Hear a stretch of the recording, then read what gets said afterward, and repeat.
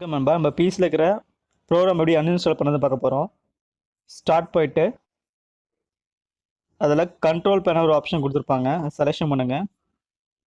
Selection பண்ணதுக்கப்புறம் ஒரு window வந்து ஷோ ஆகும். அதில் வந்து ப்ரோக்ராம் ஃபியூச்சர்ஸ் சொல்லிட்டு ஒரு ஆப்ஷன் கொடுத்துருப்பாங்க, செலெக்ஷன் பண்ணுங்கள். செலெக்ஷன் பண்ணி நீங்கள் செலெக்ஷன் பண்ண அடுத்த சாஃப்ட்வேர் வந்து காட்டும். அதில் உங்களுக்கு எந்த அப்ளிகேஷன் அன்இன்ஸ்டால் பண்ண போகிறீங்களோ நீங்கள் செலெக்ஷன் பண்ணிட்டு அன்இன்ஸ்டால் கொடுங்க. அன்இன்ஸ்டாலுக்கு அப்புறம் ஃபைல் சைஸ்க்கு ஏற்றுக்கப்புறம் கொஞ்சம் டைமிங் எடுக்கும். அன்இன்ஸ்டால் இப்போ கொடுக்குறேன்.